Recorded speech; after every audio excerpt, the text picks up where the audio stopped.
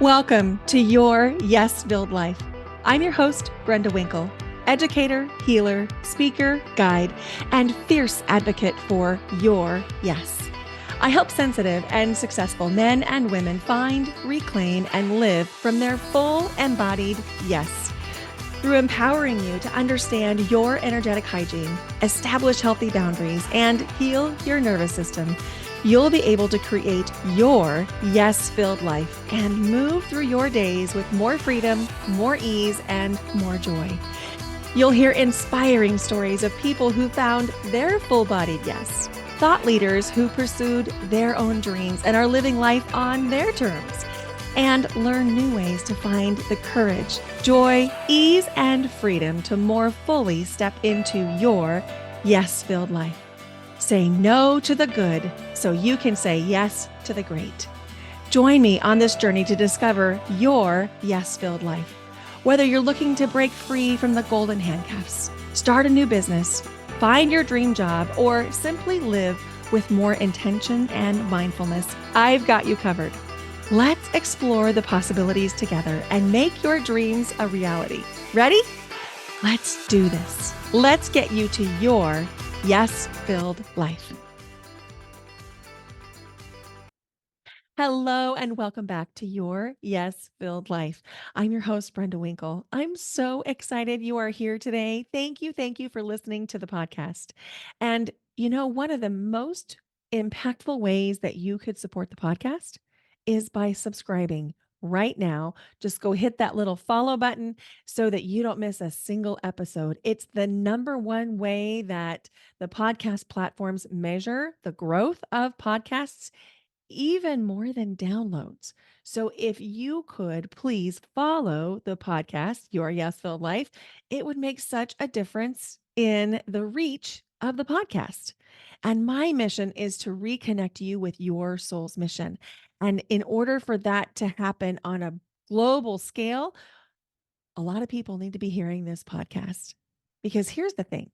When you start living into your soul's mission, everything else gets easier.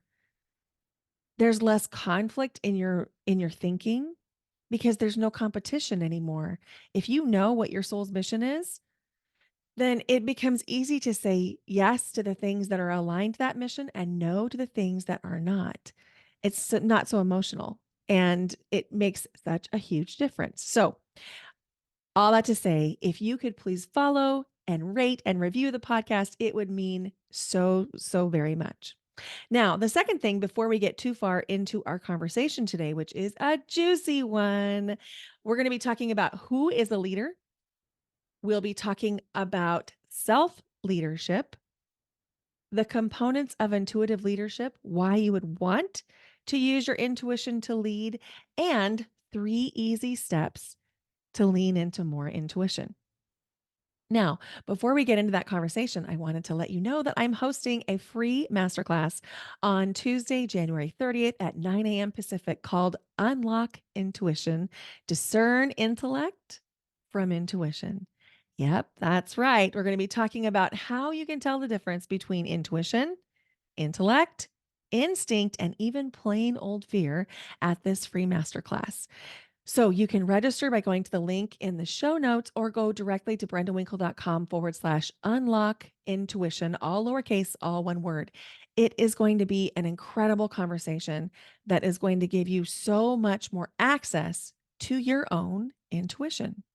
Now, let's dive into our conversation for today. And let's talk about who is a leader. I had a conversation a couple of weeks ago with someone who said, I don't identify as a leader. And I asked some questions about that and I asked why. And come to find out that this woman, who is a very successful business owner, doesn't identify as a leader because, in her mind, a leader works for other people. And in her mind, a leader has tremendous responsibility. She was a director of a very prestigious company in New York City. And when she stepped down from that role, she stepped down from the title of leader because she had negative associations with it. And so that is one way that we might actually be outsourcing some of our own power if we associate leadership with heaviness and leadership with a ton of responsibility. I mean, there is responsibility that comes with leadership. I'm not trying to say that there's not, but it doesn't have to be that heavy. And we'll be talking about a way to make it less heavy all throughout this episode, which is your intuition. That's how to have less heavy of leadership. So, who's a leader? You're a leader. You're a leader of yourself, of your family, whether or not you intend to be. You might be a leader in some of your friend groups in certain situations, and you might be a leader at work or in social organizations. There's a myth about leaders that you are a leader all the time when you're a leader, but that's just not true. All good leaders are also good team members. They know how to follow. And when we talk about power dynamics, which will be another podcast episode, in healthy power dynamics, there's no power dynamic difference between the leader and the team member.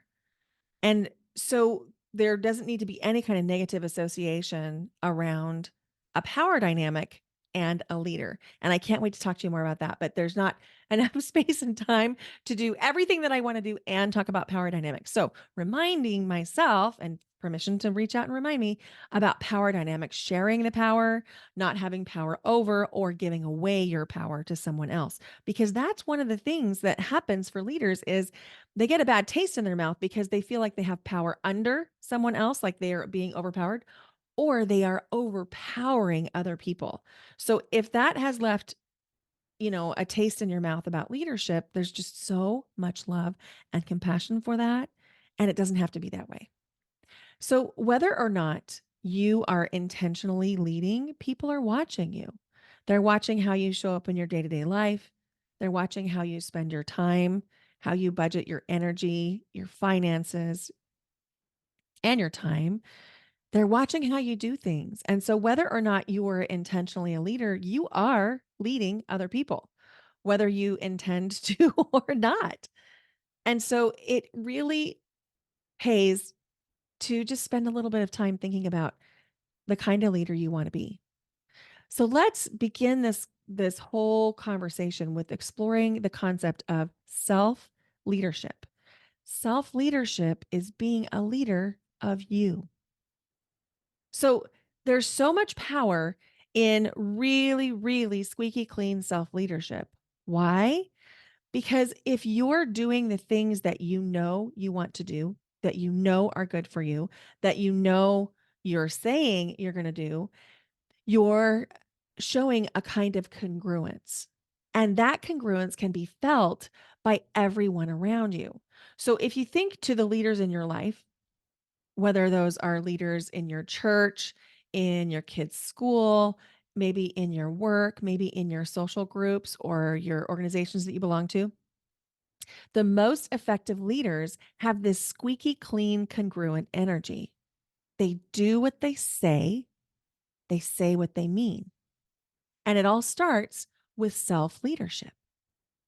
So when you are becoming a self leader, which probably you're a self leader of sorts right now, it is important to look at the choices that you're making and ask if the choices that you're making are fueling your goals.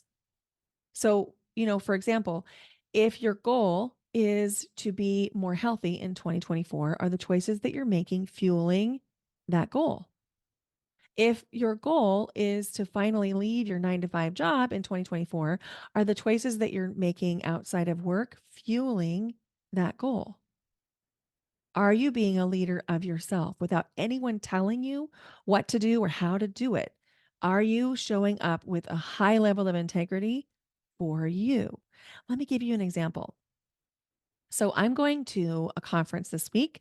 I'm headed to Spokane, Washington for the Northwest American Choral Directors Association's conference that happens every other year. And I'm speaking twice. I'm leading breath work. I am moderating an affinity group for diversity, equity, inclusion, accessibility, and belonging. And I recognize that for me to be the most impactful speaker, breathwork facilitator, and moderator, I have to prioritize my own energy. I am not going to be able to say yes to every request or every invitation and still have the energy, the capacity, and the bandwidth to do the things that I need to do at this conference. And so I'm doing this conference differently than I've ever done it before. In the past, I and I've told you this on the podcast before that in prior to 2019, like literally December 2019, I was really a hustler. And not in a good way. I don't know if there's any good way to hustle, but I hustled for my worth. I hustled for recognition. I hustled for achievement.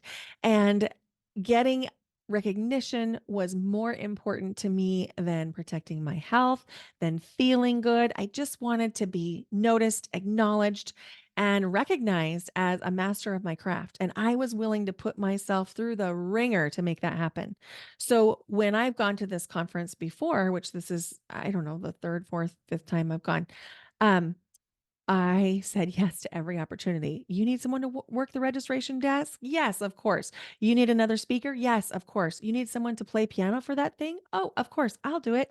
You need someone to take those things over there? Yes, pick me. Oh my goodness, I'm exhausting myself just thinking about it. But this time, I'm doing it differently. I'm recognizing that I need to be a really solid self leader and I'm protecting my energy. I'm saying no to things that I know I don't have capacity for.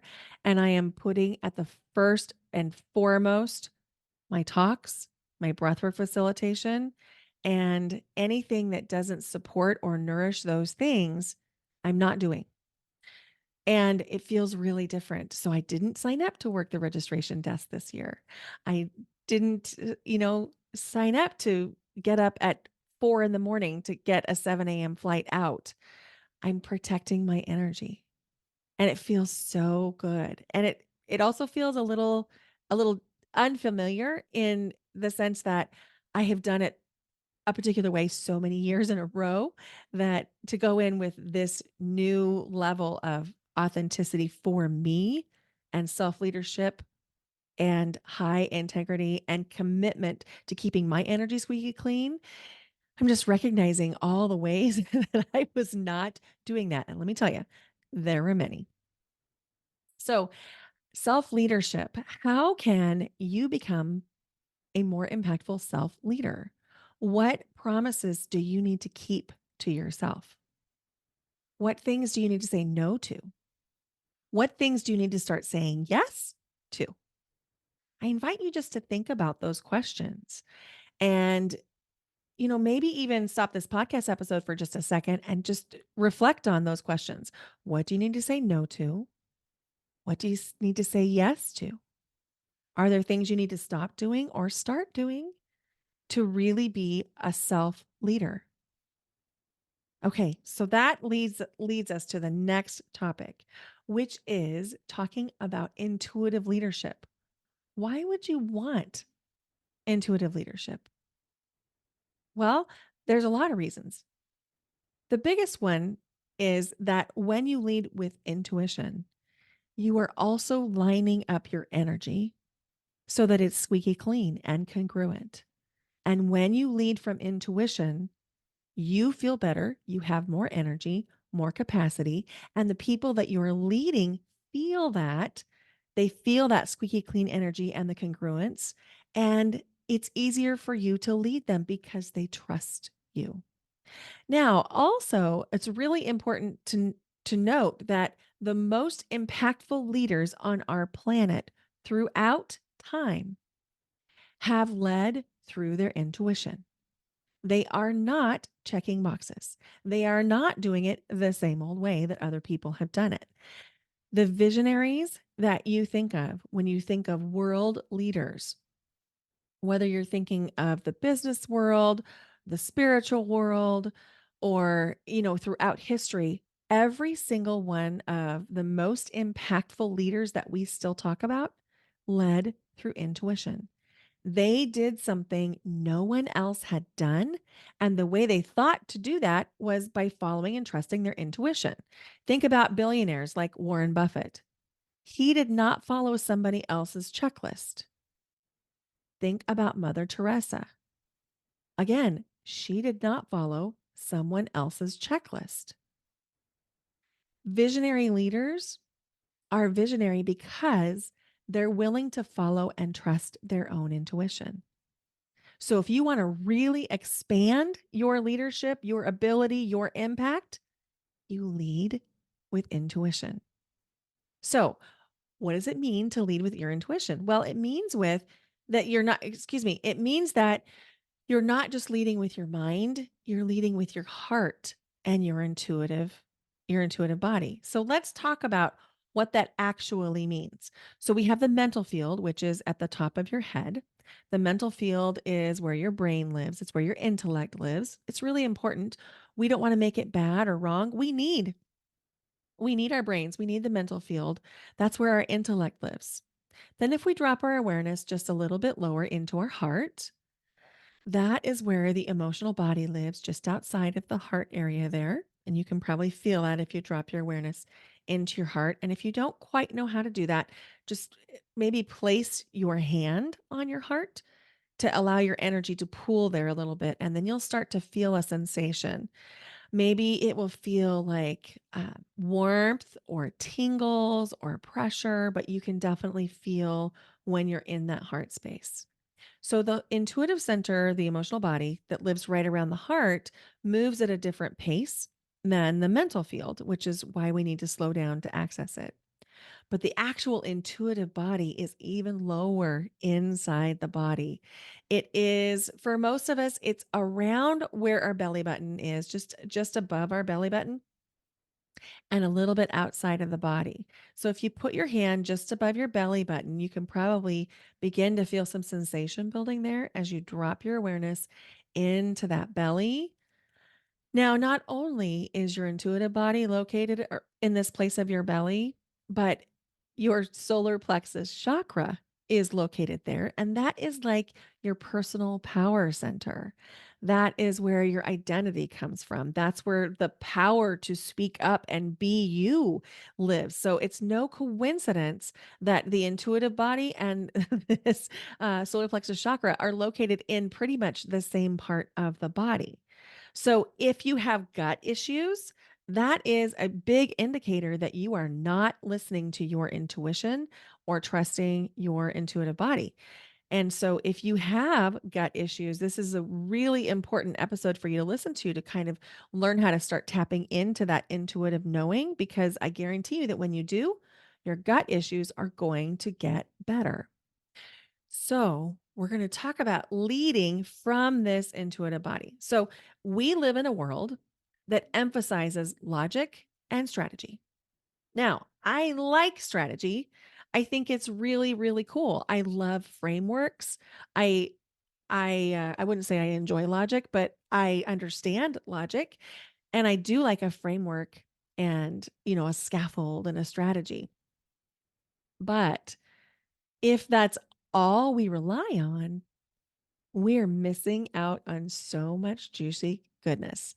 So, if a scaffold or a structure or a framework or a strategy makes you feel safe, great, continue using it. But allow yourself to go outside of that and really create. So, here's here's how we can engage and embrace intuition in your leadership to really change things up. So, there are 5 benefits that we're going to talk about of leaning into intuitive leadership. 5 benefits.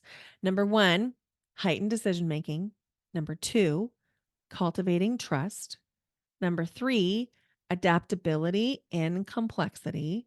Number 4, connecting your vision. And number 5, inspiring innovation. So let's talk about number 1, heightened decision making. So your intuition is your internal compass. So when you lean into your intuition, you are accessing information beyond what's visible. And your decisions will align with that deeper understanding of information from your intuitive body, which has access to what I call the field of energy all around every single one of us. So, if you've ever heard of collective consciousness is the big, big, big field in which we're all living. And collective consciousness is the reason that you can feel stress, anxiety, terror, fear from a war that's happening around the world that you've never been a part of. That's collective consciousness. So don't underestimate the power of tapping into collective consciousness to gather information by dropping into your intuition. So when you have this heightened decision making from intuitive leadership, it often leads to innovative and impactful choices. A bonus of this is you get to stop overthinking because when you trust your intuition, there is no overthinking. And I'll be talking about the mechanics of that in the free masterclass Unlock Intuition on January 30th. We'll be talking about how that works and how to kind of flip that trigger so that you can access that decision. So, number two is cultivating trust. So, this goes back to what I was talking about at the beginning of the episode in creating congruence. So, people trust someone who's in tune with the energy of the moment. So, what I mean by in tune with the energy of the moment is if you have prepared for X, Y, and Z, but ABC shows up, if you activate your plan based on XYZ, you lose trust because XYZ is no longer relevant. ABC showed up. So when you are leaning into your intuition, you have access to the changing information of the moment. And when you lead from that intuition, recognizing the change, recognizing that something else is needed here, people begin to trust you. So, intuition fosters trust. It communicates authenticity and a genuine understanding of the collective purpose of the group or person that you're leading. People can feel it when you're in or out of congruence with what you believe. You can tell yourself anything you want, but the truth is, people feel your energy. So, leading from a deep intuitive knowing allows people to trust you. They feel it, even if they can't quite articulate it. Leading from your deep inner knowing is truly a game changer in fostering trust. It's one of the biggest things you can do to allow your team, your family, your friends to really, really trust you. Now, that's going to require you to let go of some of the control. Like for example, a teacher who's got a lesson plan, if you're trusting the moment, sometimes you might need to ditch the lesson plan and teach the moment and teach the life lesson that's coming up instead of the math lesson on the paper. So, number three, adaptability in complexity. So today we are in a totally new world. We have AI, we have uncharted technology, and AI that is impacting our world in ways we can't yet see. We do know that a lot of the old ways aren't working.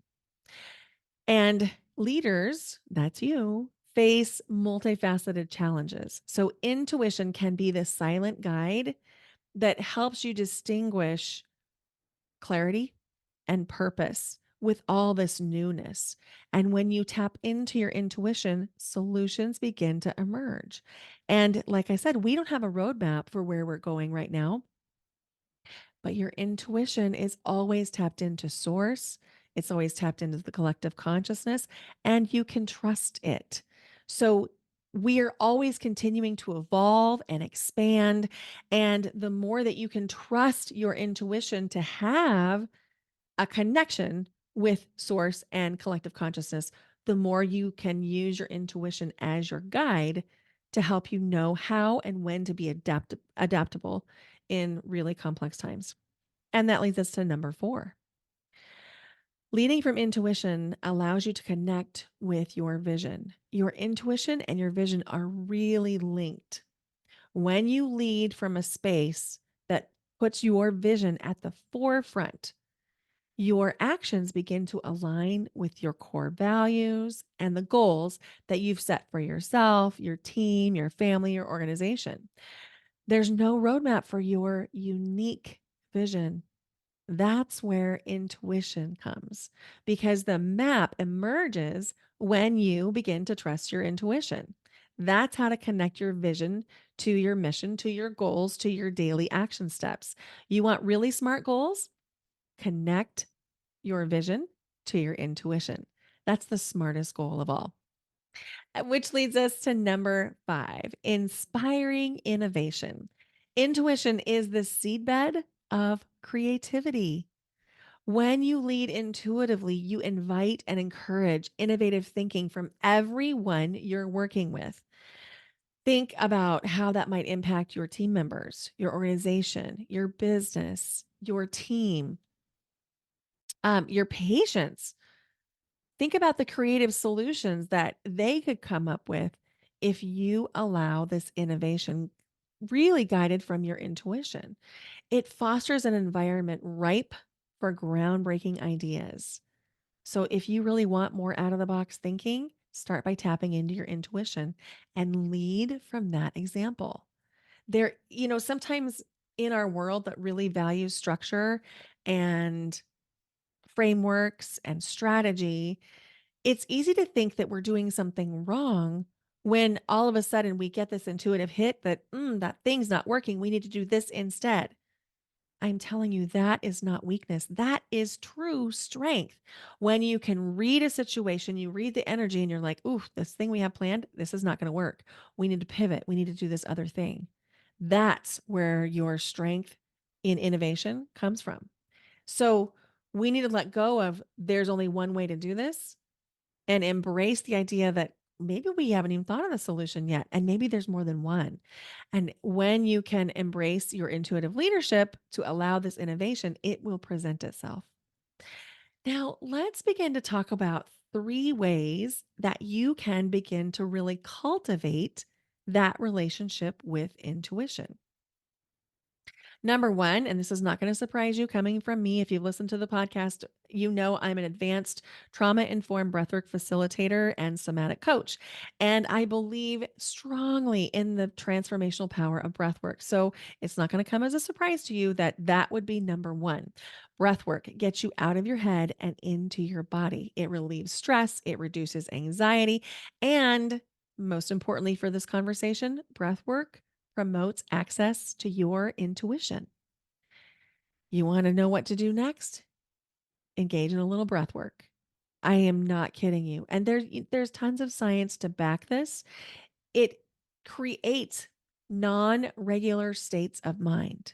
In fact, many people who've had breathwork experiences, and I'm talking about the hour-long breath experiences, are experiencing the same kinds of things that people using psychedelics are experiencing, and it's just with breath. In fact, at Pause Breathwork, where I was trained, there is a saying, "You are the drug." And it's true.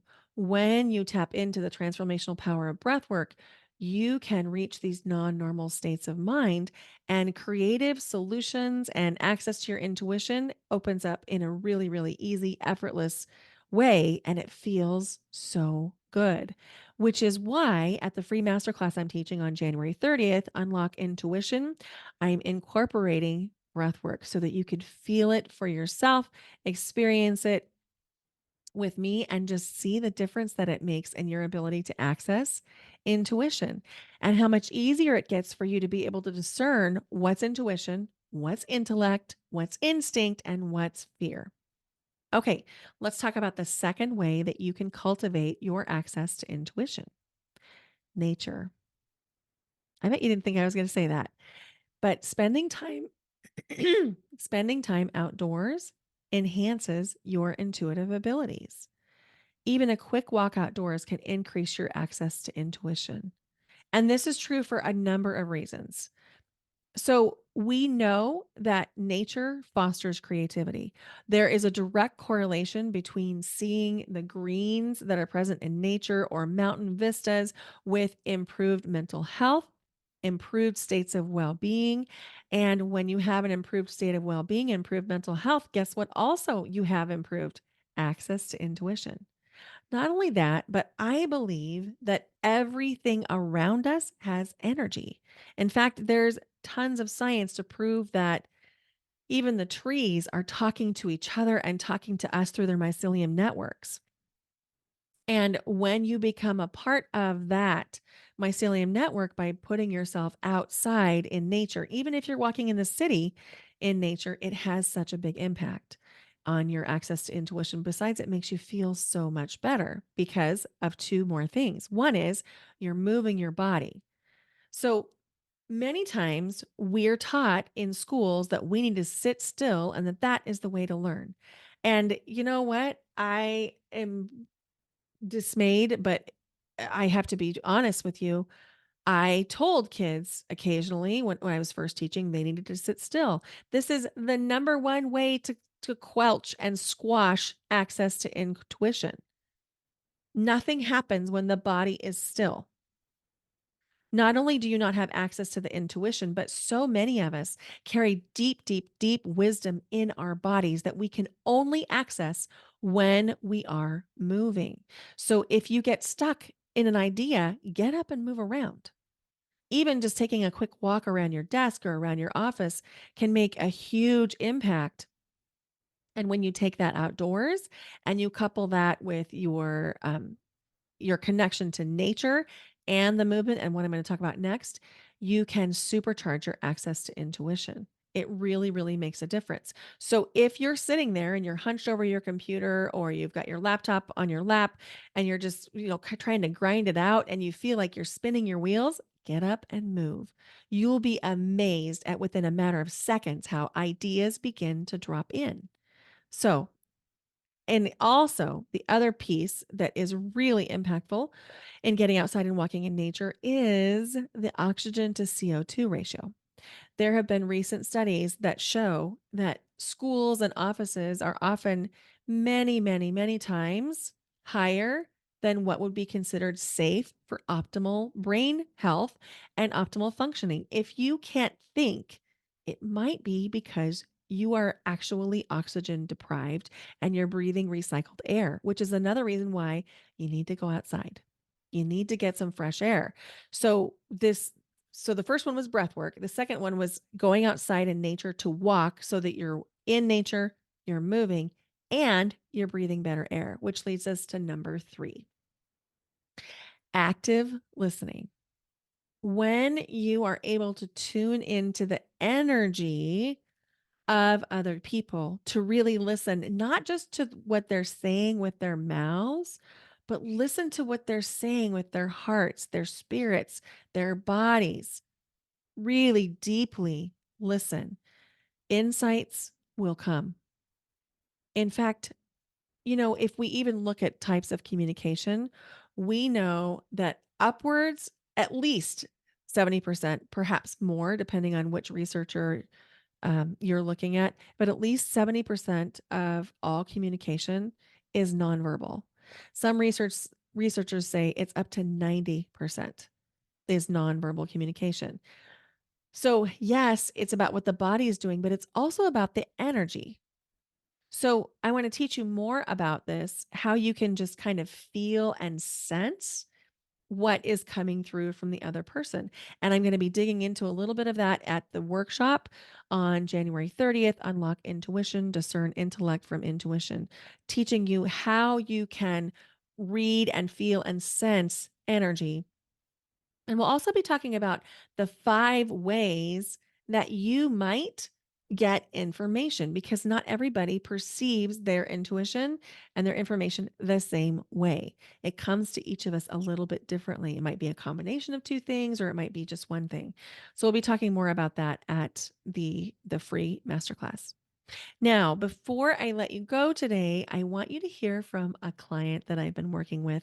I'm just finishing up a somatic coaching certification. I will graduate in February 2024 after having completed 60 hours of practicum and 6 months of training. I'm very, very excited about adding this to my toolkit. And I want you to hear from a client of mine named Deepa. And Deepa began working with me when I was working through my breathwork certification program in 2021, 2022. I'm not sure which, but she's been working with me for a while, and I can't wait for you to hear about her experience. Let's listen in. Hi, Brenda. I wanted to give you a little bit of feedback. Yesterday's session was game changing. I think about 2 hours later, I had no pain and I had more energy. And that I know could not have happened before because I've been doing physical therapy. I have been doing all sorts of things, lots of pain meds like ibuprofen, and none of it's been helping. But having the awareness, like right now, I feel a little bit of tightening happening. And I think it's because I'm thinking about all the things that need to get done in the day. And when I feel I'm more aware, so when I feel the tightening happen, I'm like, oh, wait, what's in my capacity? What can I do? And the other thing I've been doing, it was almost like the universe is making me test my boundaries, was I was actually given a lot of different situations where I had to speak, I guess, speak up for myself. And one was a very strange incident at a paint your pottery place when I took my daughter and her friend. And so um, yeah, it's like it's very interesting. It's very much at the forefront, the boundaries, and then listening to the pain. So I just wanted to thank you. And um, I feel like there's something more I have to say, but it just left my brain. But I just wanted to let you know and to really like wholeheartedly thank you. You're very gifted at what you do. Huge thanks to Deepa for leaving me this beautiful message and for allowing me to share it with you. I did ask for her permission. Somatic coaching and breath work are literally game changing for they've been game changing for me, they've been game changing for my clients. And I'm incorporating this incredible tool into Yes Academy, which is my signature offer for world changers with a huge mission on their heart. So, whether you are an educator, a corporate trailblazer, a business owner, a physician, a nurse, a healer, a heart centered leader, Yes Academy is for you. Yes Academy is a 12-month container. And in this container, we have a mastermind and healing program. And I'm just so proud of what is evolving from this container. People are literally making their dreams come true because when you show up for your deep transformation for yourself first, you can guide your students, clients, patients, kids in such a different, more authentic way. So when you experience deep healing and transformation with yourself, you can share that with everyone in your ecosystem. Yes Academy allows you to deeply connect to your true essence and to the curriculum of your soul to unlock the power within you so you can use your voice and share your gifts with the world. You will be able to face and heal your deepest wounds that are holding you back from moving towards your soul's mission so you can finally live with peace, ease, love, and joy. And you'll be using energy work to support your evolution with breath work, somatic coaching, and energy healing.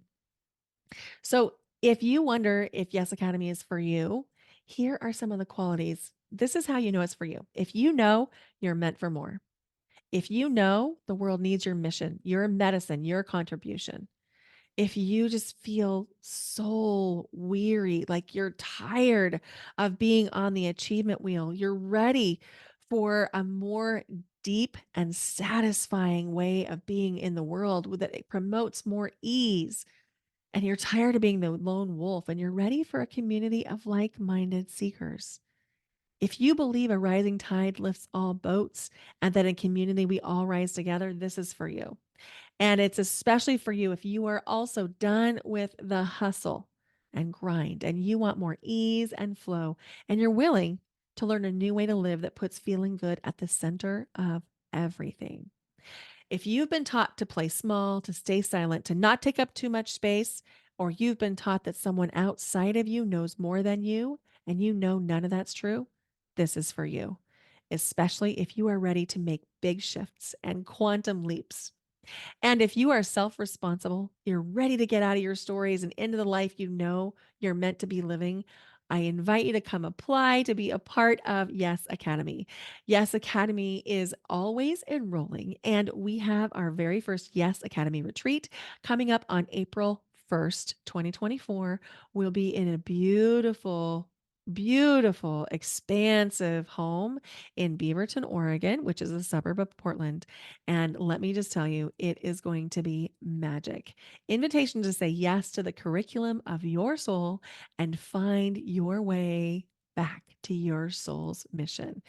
To learn more and apply, go to brendawinkle.com/, yes academy. YESACADEMY, all lowercase, all one word. I can't wait to connect with you. Thank you. Thank you for listening to your Yes Filled Life.